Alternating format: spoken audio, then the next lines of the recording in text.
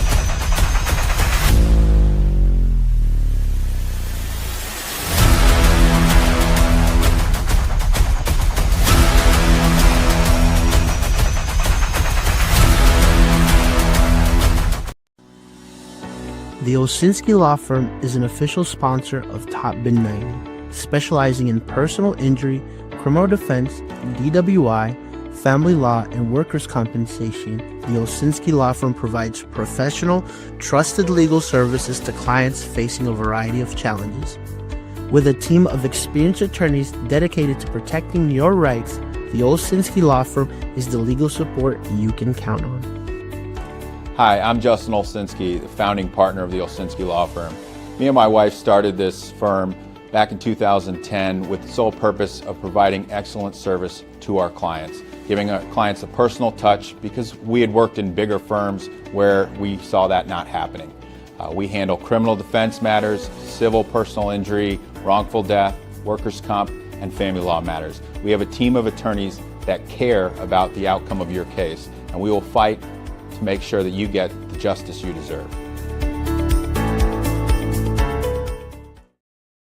Hello, and welcome to episode 23 of the Top Bin 90 podcast.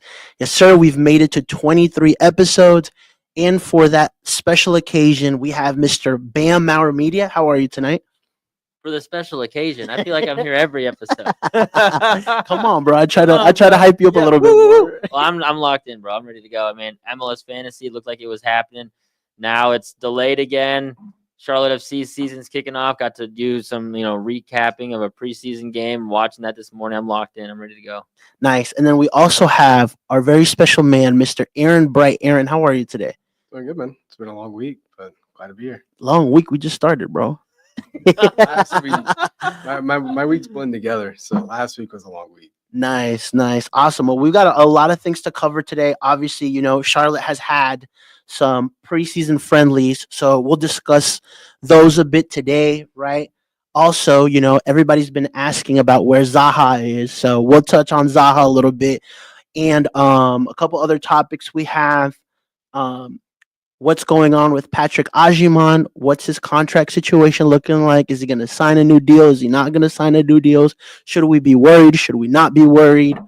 Also, Charlotte will also be in 3 different tournaments this season. So not only MLS, but Leagues Cup, and also the U.S. Open Cup is back in action for Charlotte FC.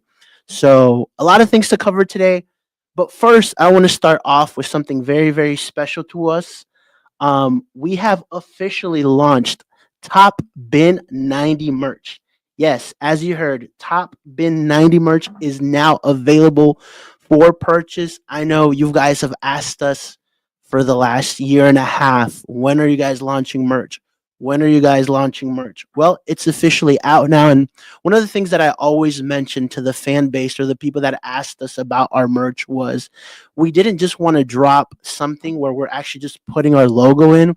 We wanted something, one, that was of quality, and 2, that people would like wearing, right? And so Aaron spent a good amount of time, going through the whole process of this, from the design work to figuring out the distribution methods, right? All of that, testing out different fabrics. Aaron, tell us a little bit about that. Yeah, background, I'll talk to Jorge about this, but there was a long time, close to 10 years ago, where I wanted to drop my own brand. And, I went through the motions then of what was kind of what that process looked like, what the whole 9 yards was, and I really kind of implemented that into today. Took a little bit of time to get back up to scene with the speed, up to speed with the scene. But the main thing I was looking for is quality. We could have released a shirt that was cheap that would have lasted a couple washes and you would have thrown out, or it wouldn't have lasted. But quality first. This is everything that's releasing is going to last for pretty much forever. The blanks that we're using, I have a few examples of them. Through everything I looked at, I can pretty much guarantee that we already have a higher quality shirt than a lot of your favorite Charlotte brands. I stand by that. But if you have any questions about it, just come to me and let me know. But they're all printed on an oversized, like vintage wash shirt. So if you're going to order something, make sure you realize it is a little bit oversized. There's a size chart on the site, so you can go measure your favorite shirt, make sure it fits. Apart from that, yeah, the designs are really simple. They don't scream like this is a brand. And that was another thing, Jorge mentioned. Like, I don't want to put a shirt and put a logo on it and say, hey, we're selling this. This is merch. We really want to blend that streetwear scene that's blowing up right now with soccer. For sure. I mean, I've gotten tons of comments about how great it looks. The weekends at the bank, the top bin hat, just a lot of the stuff that we put out. And so I was very excited about this, because like we mentioned, we want to do a quality job. And we also have something very special for everybody that's watching the pod right now. Aaron, I'll let you touch on that a little bit. Yeah. This is for you guys. We want to get you stuff in hands before the first match so you guys can wear your new merch to March 1st. So anybody watching right now, discount code POD, POD, that'll give you 10% off. And like I said, our goal is to get you guys, people that do order early enough will be able to get stuff in their hands before the match. You guys can wear it then. And that also ties into the fact of printing is happening right down the road in Gastonia. I met with a few distributors and printers that would be interested in doing our merch. And, the guy that we're working with now does a lot of top brands, some that he's not even able to talk about, but, all the brands he's working with are very nice. I toured his facility. We talked for a while. He is also understands Top Bin and knows our vision. So he's cool with us. We're cool with him, and can't wait to get you guys stuff in hands. Nice. Yeah. So for the next hour and a half, this discount code will work. So discount code POD, go on there, 10% off. Right. And so just for everybody that, tunes in. So we really appreciate everybody that comes in. So with that said, go in, support Top Bin 90, support these guys. Right. And all right, that's our merch. Let's talk a little bit about, we got a lot of stuff to catch up on. Right. So the first thing I kind of wanted to go over was, the kit leak. Charlotte FC did something very special, with quote unquote leaking the kit. Right. And we actually saw Zaha at the Hornets game, right, with Miller, right, and they swapped jerseys, and we were able to get a couple of pictures of what the front and the back of the kit looks like, right? And so one of the fan favorites the first year was that black and mint kit. So a lot of people have been asking about a black kit, right? And I kind of wanted to go over what you guys thought about the kit one.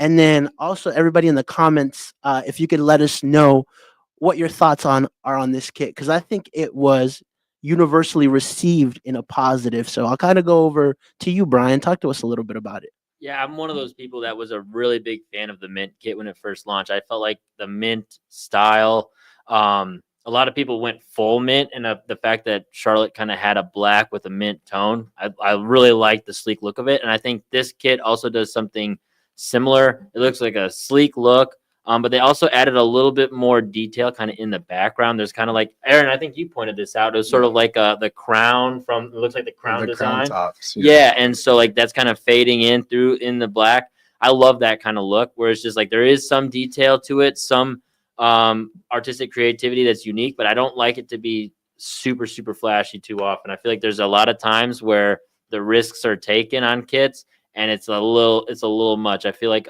this year, from what I've seen from the San Jose kit, I think is one example where it's just a little bit too loud. and there's always going to be a few of those that are kind of like that just go a little bit too far.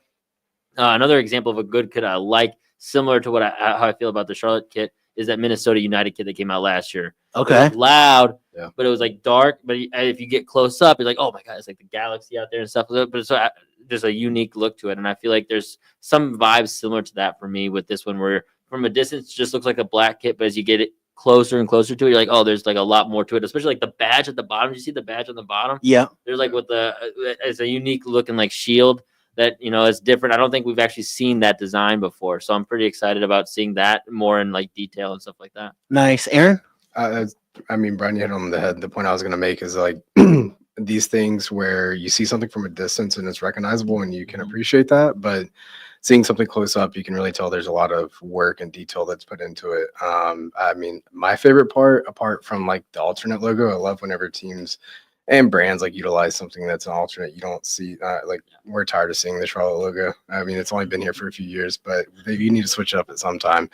But like the crown tops that I pointed out to you, like you didn't even catch on at first. No. So somebody that has that eye for design, like they threw that in there. I don't know how many people know that it's a crown top, to be honest, but yeah, no, it's really nice. I love anything that we tie into like Queen of Charlotte, a crown, Queen City, stuff like that. Just like the mint kit that was minted because Mint Street. So there's a lot of things that people miss whenever it comes to marketing and design, but that's awesome.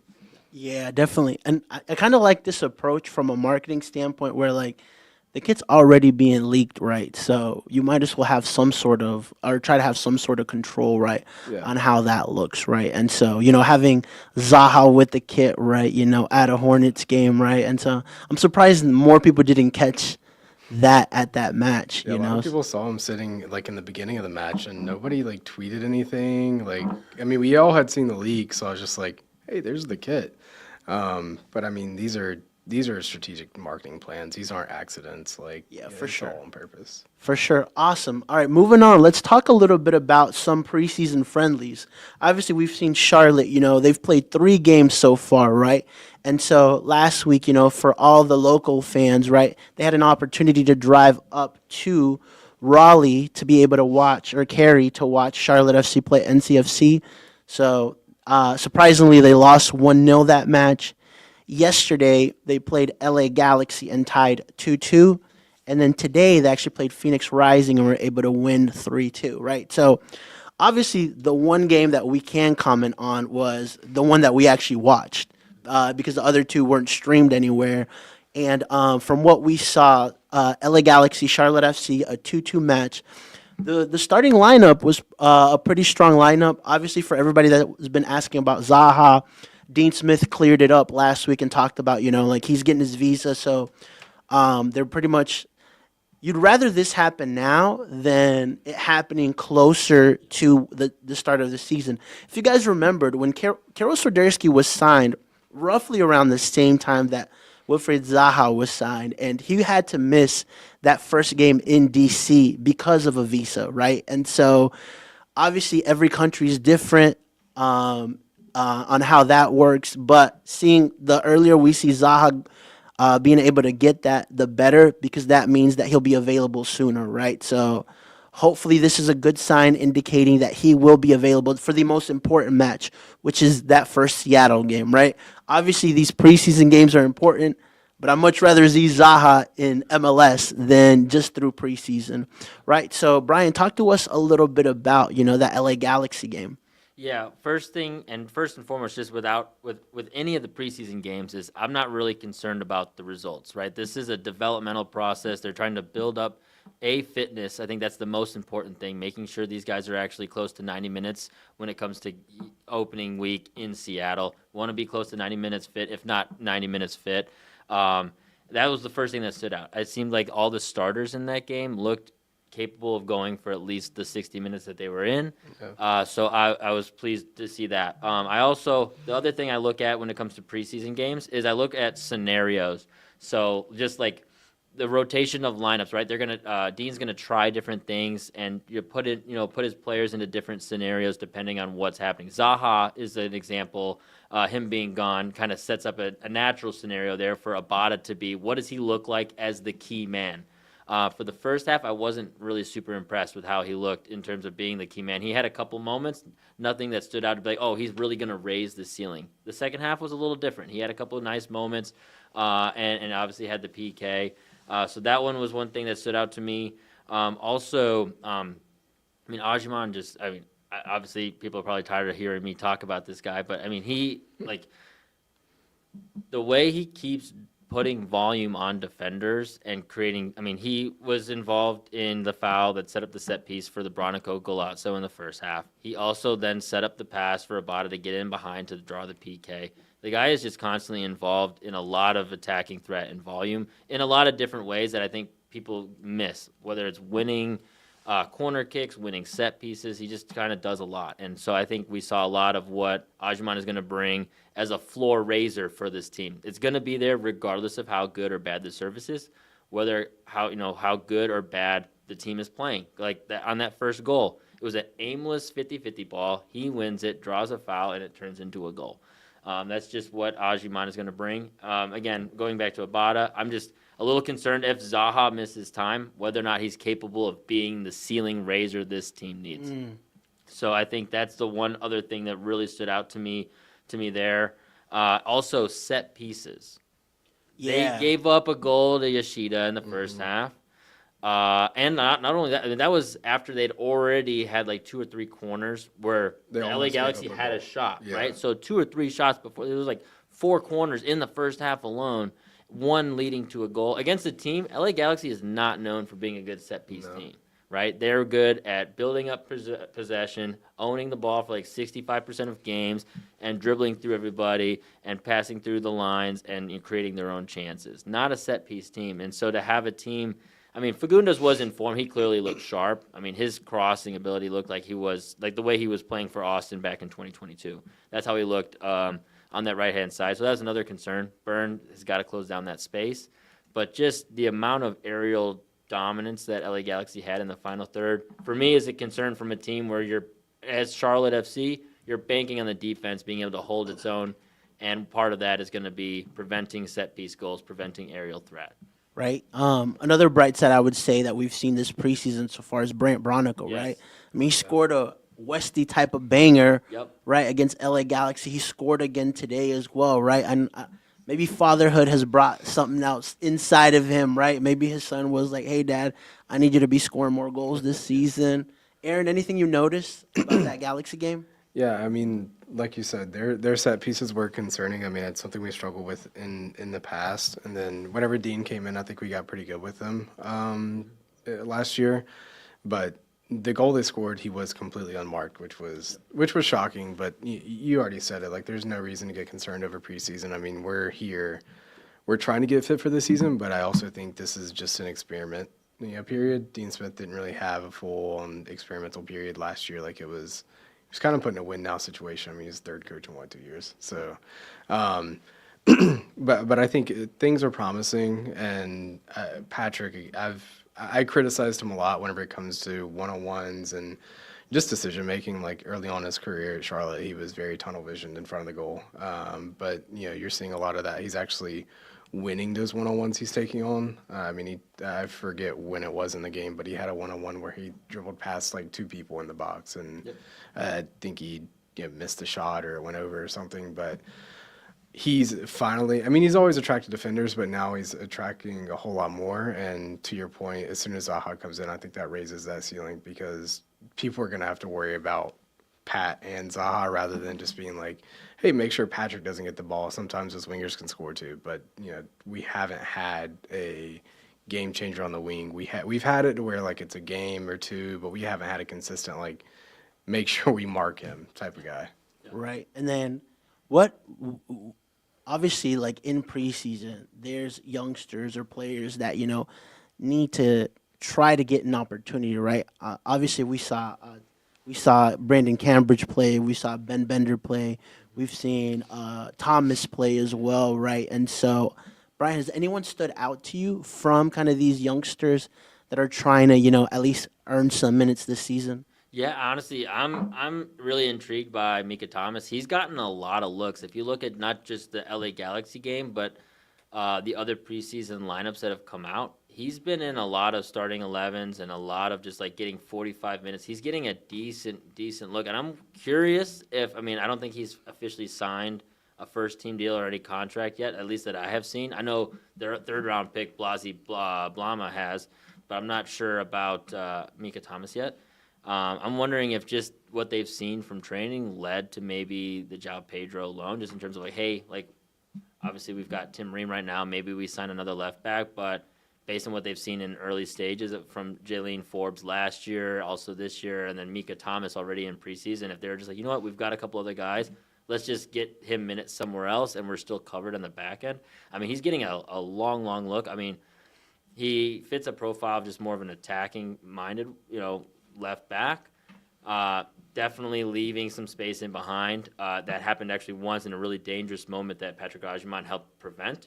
He noticed the threat, but Mika Thomas was out of position, and Gabriel Peck had an opportunity with the ball to get in behind, and Patrick Agyemang chased him all the way down into the defensive third and stopped it. But so moments like that are gonna, something he's just gonna have to learn with experience coming from the college game.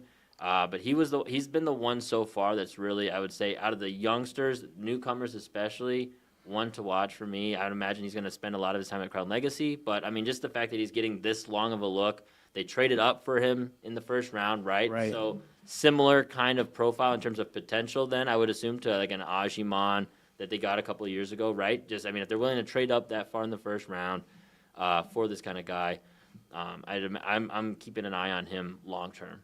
Yeah, I think. Yeah, I would also add like guys like Brandon Cambridge and Ben Bender, who are trying to solidify some minutes this season, right? Yeah. I don't think we saw enough from them both of these games, or this game that that we were actually able to watch, right? And so that's something to keep an eye out for, because it's important, right? Heading into the season, one of the things that we've been positive about is that we kind of have a good idea what that starting 11 looks like. Yeah. Probably have 85 to 90% of what that looks like, and that's very positive. And so when you're a young player, right, that's one of the things that, say a season like last year where there was a lot more positions up for grab, you would get more excited, right? So you have more opportunities. This season, it feels like that's going to be more limited. So these youngsters are really going to have to show, right, that quality to be able to get into this team. Yeah. I think that's a good point you make, because I don't want the starters to be too comfortable. I think we've seen that before in Charlotte's past, where there's kind of been a position with no depth and the starters maybe got a little bit too comfortable. But I also think it's good that, we have young guys that we are already relying on, because depth has always been kind of a Charlotte issue, and we're kind of seeing that now with defense especially. So it is important you spoke about him. I mean, we got rid of Jalen. I think Dean's sticking with that kind of three in the back hybrid we ended the year with, because it was very strong. I think there might be times where we see it kind of rotate, because last year Nathan was the only one attacking from defense. It was only that right side, and I think Orlando really picked up on that and defended that right flank. But if we can throw in a left back or kind of rotate that line to get someone on the left side flanking, I think that might help us a lot. I'll be interested to see the game plan with Zahayan, because I think Dean finally has a guy who can, call his name a little bit more. So maybe that changes just a little bit. Maybe we don't see that three in the back type of hybrid anymore. But I am excited to see a Dan play. Like he's been really good. Hopefully he kind of lives up to that Patrick type of story, where he's the second guy, plays strong, he gets some minutes, maybe he's a late sub, he's a super sub. He created Kerwin's goal today. It was a deflection, from Kerwin, and then was able to score. But hopefully he has that Pat story. That would be nice, especially with what we're going to talk about later with Pat. Yeah, and then I would say some of the things that I'm watching out for this preseason that I didn't see a lot of was, before they headed off, Dean, Ashley West would talk about, maybe having more possession of the ball, right? Being better with the ball, especially in that first half against LA Galaxy. We didn't really held in much possession at all. And so, and when you were looking at that, midfield three of Westwood, Brant Bronico, Ben Bender, outside of Westwood, right? Brant and Ben aren't really known for that kind of possession game. So that's one of the things that, I noticed a lot, especially that first half of the game where we were kind of losing the ball pretty fast, right? And I mean, even the first goal, that set piece goal, came from a ball lost by Nate, I think, that led to a corner that led to that set piece goal from Yoshida. So hopefully the next games that we see Charlotte, the ones that will get live stream, right, we're able to see a little bit more of some of these things that they're looking to work on. And so, and possession is one of them. Yeah, speaking of ball possession, actually in the second half, I also felt like Williamson looked a little bit off the pace at Yeah. times.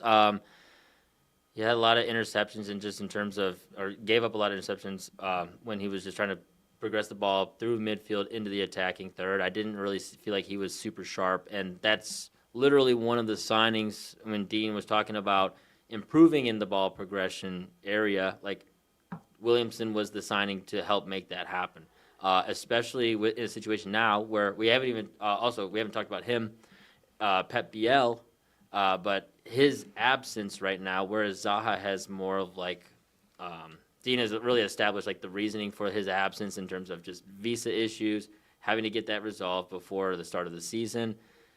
Dean made it sound like Biel just had like a precautionary like injury where they were just, we're just going to be safe. We're not going to get him, we're not going to take any risks.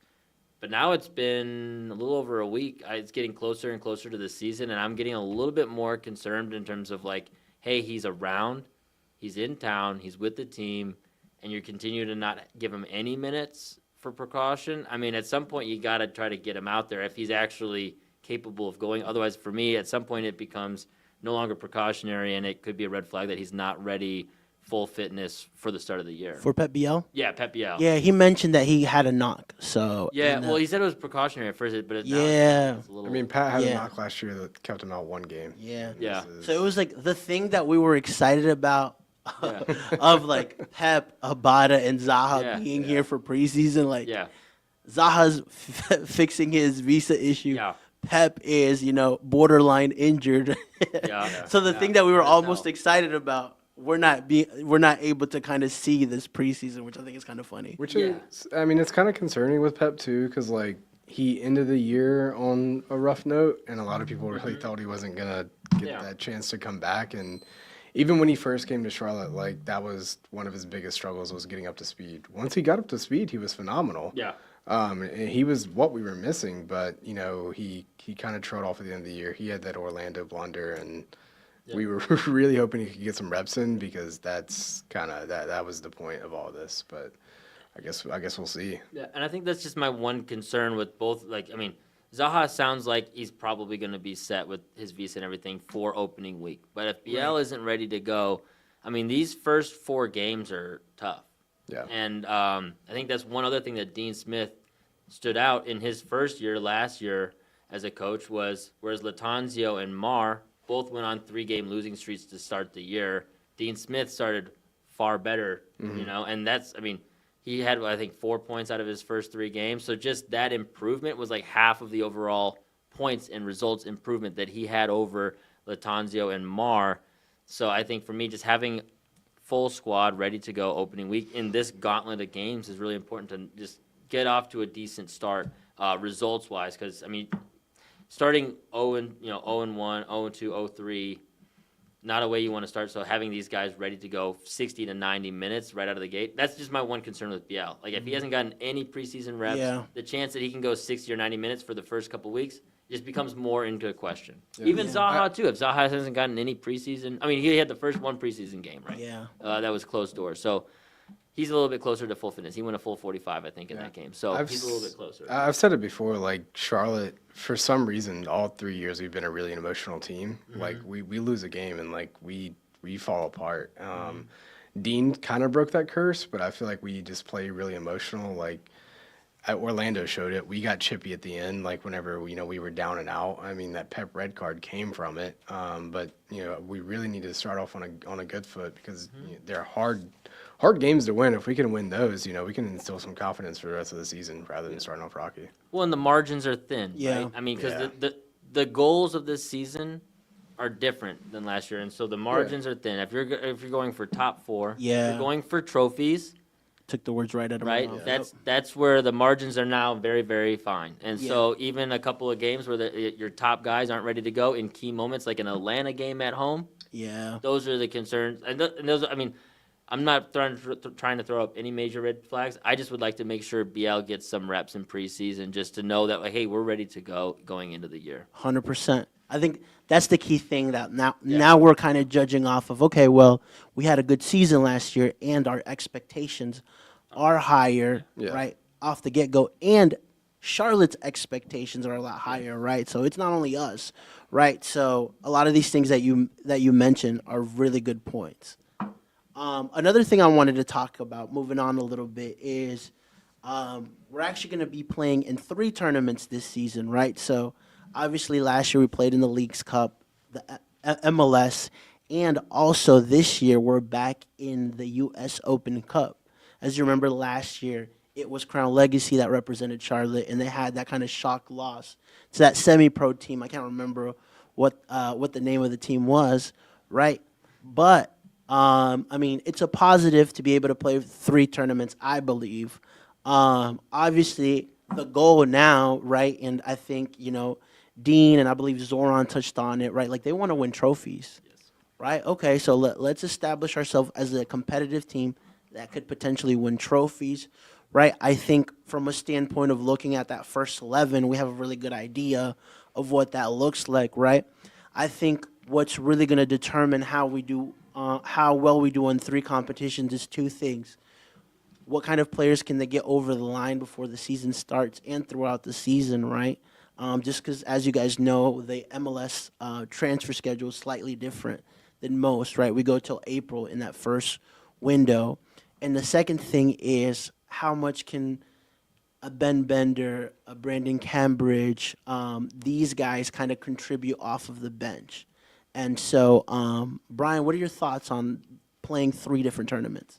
Yeah, I mean, well, it gives them more opportunities for trophies, which I think first and foremost is just really key. I think specifically the U.S. Open Cup is extremely interesting. So there's only 3 teams that finished above Charlotte FC in the 2024 Supporter Shield standings that are in the U.S. Open Cup.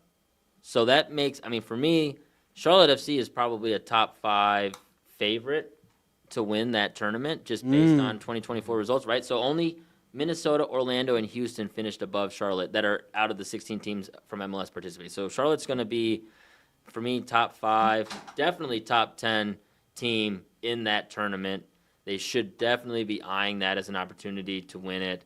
They should be one of the favorites, at least within the top 5 or 6 teams. So that tournament for me stands out specifically as just a good opportunity to try to get a trophy.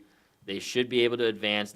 Every matchup they have is going to be winnable. I mean, they match up well against Minnesota, Orlando, or Houston, and those are the other top teams. I mean, obviously the New York teams are in there as well. So, but they should feel like that's a tournament they can win, with the roster as it stands right now, even without any more signings.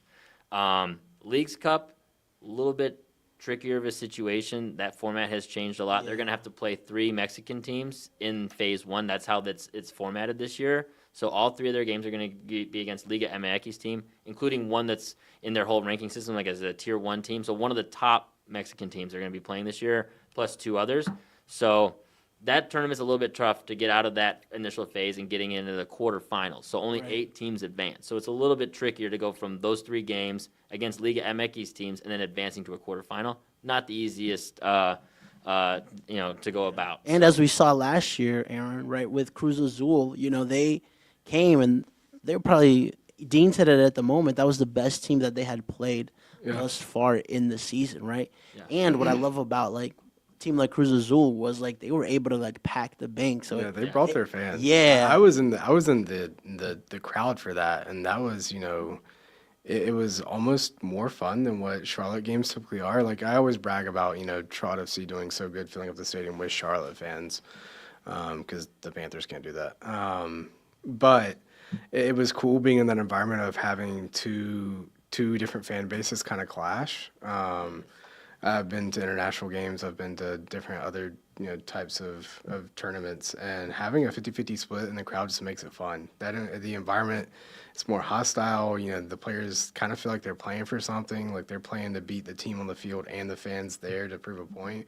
But going back to just 3 tournaments, I'm big on them. One, it's more chances to win trophies, but 2, it keeps you in shape and keeps you keen because you play people you don't typically play. Coaches kind of approach tournament games differently, and it's just a different style of play in general.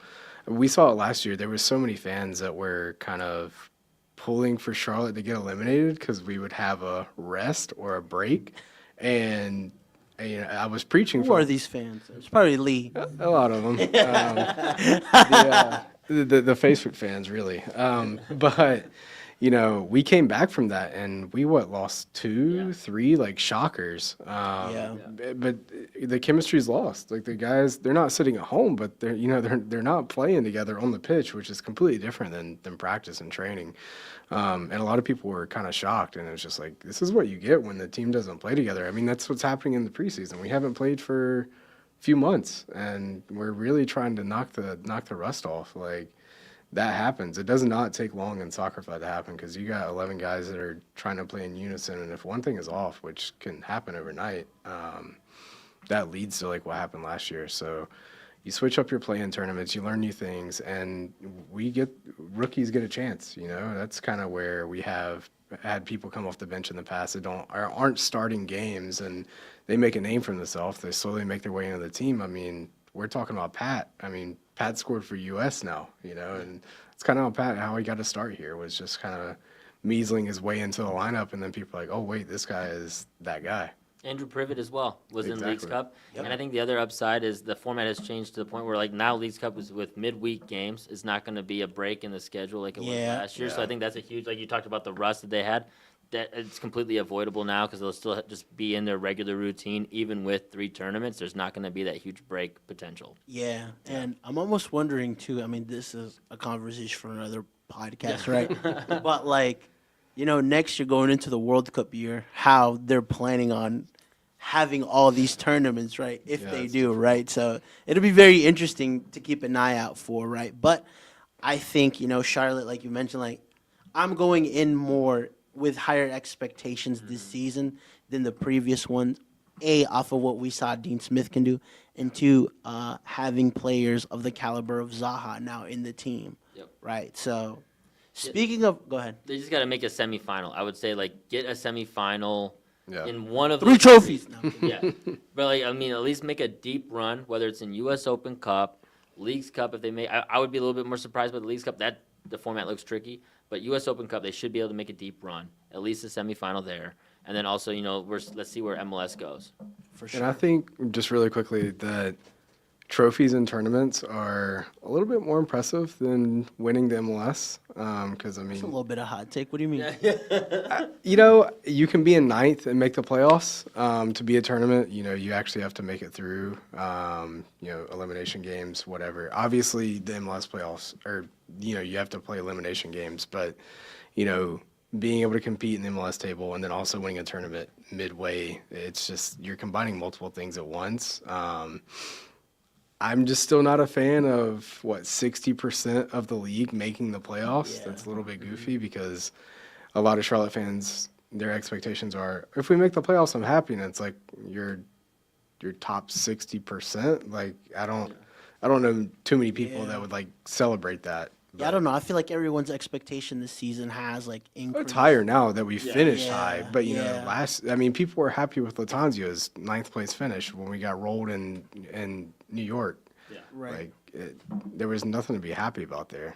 Yeah, for sure. Okay, cool. Well, let's talk a little bit about,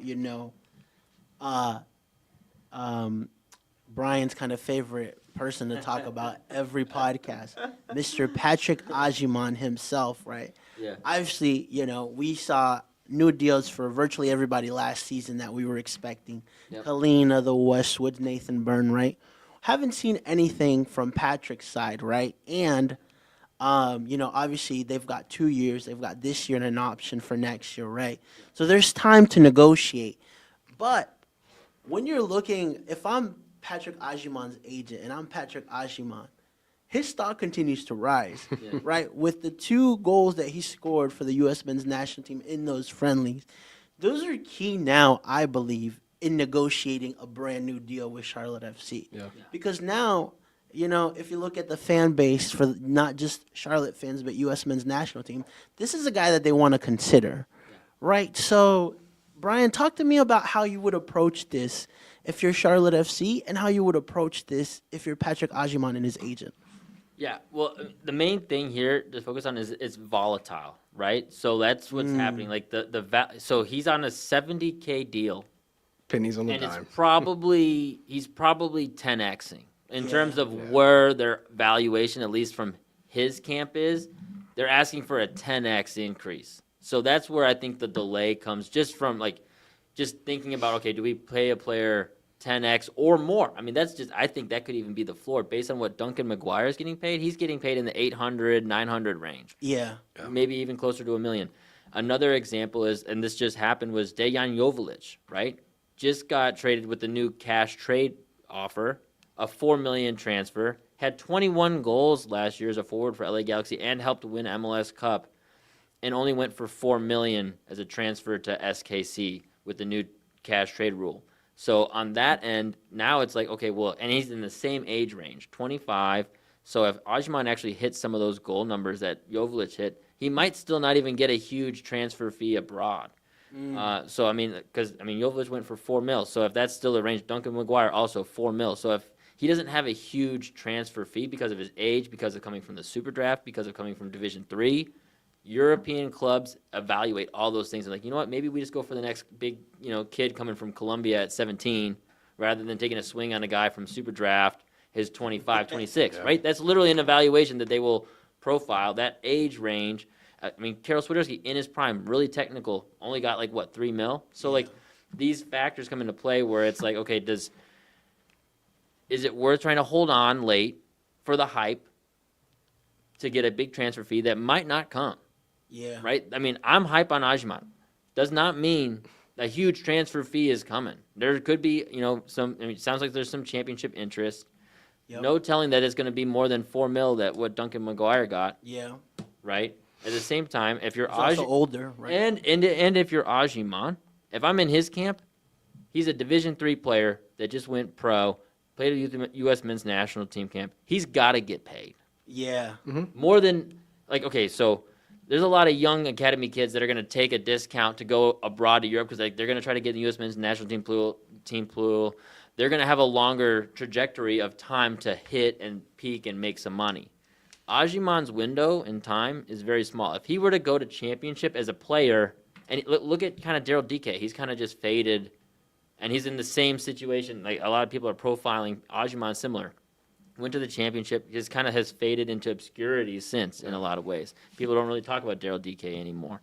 And so if I'm Ajiman, I'm thinking about things like that. Hey, if I go to the championship in a league that I'm not familiar with and I don't hit, and I never actually end up getting paid a big contract, did I just blow this opportunity to actually make money for his family? All those other, right? Those all became factors. Like he has an opportunity here if he stays in MLS, whether it's with Charlotte or another team, Right. to get a bag, right? To make money. What would you sign right now? Say they put an offer on his table, $750. If I'm Ajiman or if Yeah. I'm on the club? If you're Ajiman and the club puts $750K, boom. I think that's. I'd imagine that's in their range, somewhere in their range. Maybe they're thinking they can get more, and maybe that's what's kind of coming down. I'd imagine Zoran's even trying to go lower than that. Yeah, I don't think he's going to get it at this point, right? I think at this point they are willing to hold out because again, look at the cash trade. The cash trade rule has changed the game, and I don't think people are catching on to that. Look at the That's a really good point. Look at the 3 moves that have happened so far, right? Dejan Joveljic, who was a U22 initiative, now getting a DP deal, decided to stay in MLS, make a DP deal with SKC, and only left for $4 million over going to Mexico. Jack McGlynn in Philadelphia Union, young player, 21, not really fitting the Union system. Houston loves him, fits in their system way better. Philadelphia Union is keeping a huge sell-on clause for him, and then he's also going to probably get a new contract and a couple million transfer fee. The third cash trade offer so far has been Theodore Kudipitro from DC going to Colorado Rapids, right? So these are 3 young guys. I think everybody was like, oh, Lucho, me is included. Lucho and Evander are going to be the reason for this kind of new roster rule, and it has not been that at all. It's been young, up-and-coming players looking for that next paycheck, looking for that next step, and clubs kind of getting some sort of sell-on clause, things like that. So I could totally see Ajiman fitting into that boat if Zoran doesn't come to the table with the value. There's going to be a team in MLS For that sure. will pay a couple $1 million and sign him to that $1 million contract. So yeah, just to summarize, right? Say, just to give an example, Charlotte offer him $500,000 a year, right? And he says no, and then I don't know, maybe Minnesota United or somebody, just the team comes and says, "Hey, we'll pay you $1 million a year, and we're going to negotiate with Charlotte a $4.5 million deal." Boom, he goes there, right? So that like Brian is mentioning can change the game, right? And so I think that's a plus for players in MLS now as well, right? So anything else you want to add to that, Aaron? I mean, I think we all know that Pat has the leverage in this situation. I mean, if he was to leave, I really don't know what we would do. And he knows that. I mean, his camp knows that. But it's interesting because I think with him getting the international time, that's going to drive up his stock. And, I might be biased, but I think he's going to get time in the next camp that's real for US as well. I mean, Pepe's out for the season now. So, I mean, there's a really good chance that Pat could really get called up to a serious camp and get more time. I think one thing Charlotte's probably looking at is consistency. We know Pat ended the year strong, but by no means has he been on pace for a 20-goal season, which is not his fault. I mean, he hasn't gotten the consistent time. We're going to see it this year. Or had the right players around him for the most part. Exactly. I mean, once he gets a supporting cast, he's going to start most of the games this year. Let's just lay that out. I think, Charlotte's going to either say, we're going to find our guy or we're going to take that deal after the season. Like, he's playing for nothing. 70K is a lot of money to us, but, for a soccer player that's good, that's nothing. How long do you think this drags out? Because I could see nothing happening till the end of the season, right? Yeah. Because on one side, Patrick Ajiman and his camp can say, hey, we're going to bank on us having a really good season to be able to really leverage, going into next year. And Charlotte saying, we're going to bank on, let's see how this season goes to truly put in an offer of where we value where Patrick Ajiman is at. Yeah. Well, I think from a player perspective, you're like, well, our floor is really high because Patrick Ajiman got double-digit goal contributions with very little attacking support. He had to do most of that work by himself. If he gets any service from Zaha, his stock is going to be higher, right? And so just that alone, as a player, as an Ajiman in his camp, they're thinking, as long as we stay healthy and everything goes well, we should be seeing some progression based on how things are playing out so far. If you're Zoran and you don't make a move now, I mean, and the consistency happens. If he starts becoming consistent and can get 25 starts and you start to see the goals, I mean, that's going to be 15, 20 goal range. And now we're talking about what happened to Joveljic. Now you're talking about, okay, now I want a DP deal, right? That's what Joveljic just did because he had the supporting cast around him, which is, I mean, arguably still far better than Charlotte FC's. I mean, the Puig, Paintsel, and Pack is probably the best attacking combo you have in MLS, but still, if he gets any kind of support and can get into that range goal production-wise, now you're talking about a guy who's going to be asking for far over $1 million just based on where other evaluations in his age and price range are happening. So now if you do wait as a club and he ends up being consistent, now your negotiations have changed completely, and now you're no longer talking about offering $750K and hoping he signs. Now you're in a whole different landscape. You're in TAM level, high level TAM. It's a whole nother ball game.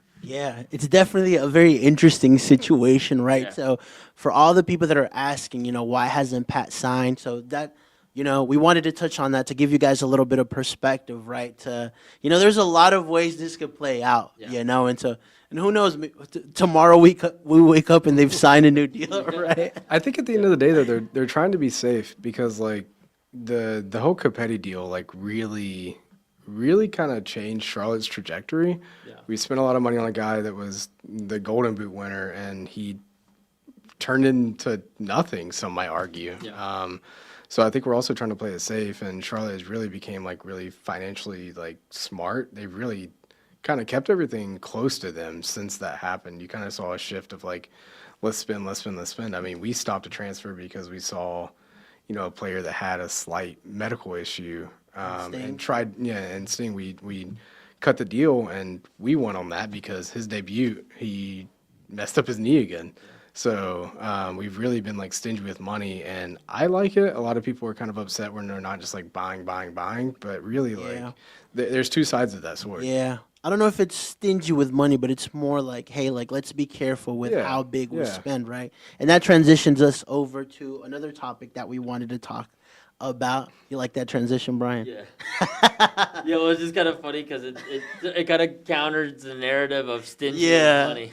Yeah, well, to a degree, we're not like throwing it out there. We're being smart about it. Charlotte last year was in the top 10 of clubs from the CONCACAF region that was spending in the transfer fee, right, in 2024, right? So, I mean, if you look at some of these clubs, you've got Monterrey, who's known for spending big. Yep. America as well, big team, right? Atlanta United, obviously, I think my take with Atlanta United is like people are saying like they're spending big for some of these players. Like they also made $50 million 6 months ago off of two players. So to me, that makes somewhat of some sense, right? Because everybody was criticizing them with the spending 16 for Almada, and they were able to get a profit off of him, a big profit, right? So, what do you think, Charlotte? What does this really mean, Brian? Right? Because when I look at something like this, right, I can take it two ways.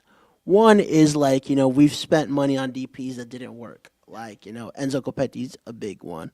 Yep. Another way I could look at this is saying, hey, the club's trying to be ambitious, and we've seen that with certain players that they've gone for, right? And so that obviously never happened until now that we're actually able to pull a guy off like Zaha. So can you kind of break down for us what you think this truly means? Yeah, I would say, well, what it shows is Charlotte FC is taking a lot of swings, but they're taking a little bit financial swing, a lot of them, just a little bit smaller, right? You're looking at Petkovic, you're looking at Idan Toklamati, you're looking at the Vargas, right? So just a lot of swings on younger players, especially where they came. Reading my mind, bro. Malanda as well, I think, came in on a decent transfer fee. Ernan, I'm not mistaken, right? So not like huge transfer fees, but just a lot of them, right? Especially with all the international moves. So there's like kind of 800K here, 1.2 here, 3 mil there, and that adds up over time, right? Whereas Atlanta's taken huge swings, just big swing, time and time again. Now they're also being smart, all right? You can already see this with Chris Henderson. Mateusz Klich is a DP in MLS, and they got him on 300K. All right, so they're also making some savvy moves. So let's not just disregard Atlanta as only taking big swings. They're becoming more savvy, and that's because they have Chris Henderson there now. But for Charlotte, they're taking, I feel like, small swings, a little bit riskier ones at some of these spots. Like, right, Vargas is a risky spot. It hasn't really panned out so well. I mean, Toklamati, we don't know yet, right? So some of these moves, and Petkovic is another great example. It's really a tricky situation right now because he's also on a 3 mil transfer fee. So some of these transfer fees haven't worked out. They're big swings also haven't quite worked out. I think Abada is a huge, Abada has to produce this year. Otherwise, that could be potentially 3 straight. Two shows and you just keep talking about Abada, dog. What problem do you have with him? Not so much a problem. Just gotta see the results. And even now, Karol Swiderski. I mean, you talk about being stingy with money. Karol Swiderski now, even though he produced results over his time, they sold him for only 3 mil. So like they lost money on that deal, right? So the big spending is a little bit tricky, but their approach is, and I think a lot of people will be surprised that they're on this list. It's because they're taking a lot of little cuts. Yeah. You touched on exactly what I wanted to talk about a little bit, which is more of like, I think one of the main things that we're going to see from Charlotte FC and that we have seen is they're very big on youth, right? Like, one, they have no problem in spending, like Patrick, like, I was about to call you Patrick Ajima, like Brian mentioned, right? And so with the Edons, with the Petkovics, and also, taking the college draft really seriously, right? So even if we're looking at them spending 2, 3, 4 mil in players with potential, I think they can 10x those returns or whatever, double or triple, right? Maybe not 10x, right? And so same thing with the college route. And so that to me is a good indication, right? I honestly, I like seeing both. I like seeing the where you're gonna spend big on a player that you think can make an impact now, and you're gonna spend big in a player that you think has potential. Yeah. I mean, that's kind of what I meant by like us being like kind of calm and patient, or taking this small, like educated swings. Like they are bigger swings, but they are educated, and like, we're getting a bunch of quantity that are young guys. Charlotte has proven that we can develop, to a degree. I mean, even with homegrown people, we're developing them nicely. I mean, you have Nympha that's, spent some time in Manchester earlier was that this year, end of last year? So we're really showing like all stages we're developing people and getting them to the starting 11. I mean, we've pretty much developed Pat to an international player. So I think we are taking the small swings, Jorge, like you said, having that mixture of a bunch of, local small swings, maybe international small swings, but then landing a guy or two that's like, okay, this is our guy, but we have a really strong supporting cast that are just like there to play and are playing for something. We are hearing the arguments of what does Zaha have to play for in America? Like, he's older and, he might just show up to play, and he hasn't played in a year. And we have the younger cast that are playing for nothing, that are really there to prove themselves, to earn a contract, rather than spending high on someone that, again, in quotes, we're hearing, what does he have to play for? So there really is that mixture of kind of getting that passion. And I think that's a lot of it, is just getting players that want to play and are playing for their full career starting here in Charlotte. Yeah. I will say, I think the one thing that Charlotte needs to improve on when it comes to their spending is that spending just needs to turn into results faster. Yeah. Totally. Right? And I think that's the one thing that's missing. Chicago Fire was on that list, right? So their spending has also not led to results. But I think that's really the next step. LA Galaxy, on the other hand, was on that list, and they just won MLS Cup. Yep. Right? Yeah. And they stacked an attack that looks sick. Amazing. So that's what the aim needs to be now. Is like, okay, Charlotte has established themselves in a way of being a big spending club in, again, smaller increments. Yeah. That whether you stay with smaller increments or you increase those, results have to be the next step. 100%. At the end of the day, it's about product on the field. Yeah. I mean, like the Pep situation, like he came in like pretty fast, but I mean, like if we're signing players during windows and they don't come in, they have like a 4-week until their visa's done or whatever. I mean, we've all said we're happy Zaha's happening now and he's going to be able to play, hopefully. But, we've had a past of signing players and then we still miss them for 4 games, and then they're already halfway through their contract or their loan, and that hurts. For sure. Nice. Awesome. Great conversations today. Guys, Aaron, where can we find you at? Instagram is the main thing, Aaron.Bright, 2 T's. Nice. And Mr. Brian? Yeah, you can find me on Twitter at BAM! Mauer Media. You can find all my written content at topin90.com. And I thought MLS Fantasy was launching today. It launched and then it deleted itself, but it will be active soon. And when that happens, Dropping Points will be back. So check out our show. Me and Blake Eshelman do Dropping Points. And so if you're looking to play this year for MLS Fantasy 2025, jump on that show. We'll give you some pointers on that. Love it. And I'm Jorge Gonzalez. We've got Top Bin on all our socials, right? Also, don't forget, right, for the till 8 o'clock, we have our merch discount code. Use code POD for that. Again, thank you guys for watching the show. We appreciate each and every single one of you. Till next time. Go.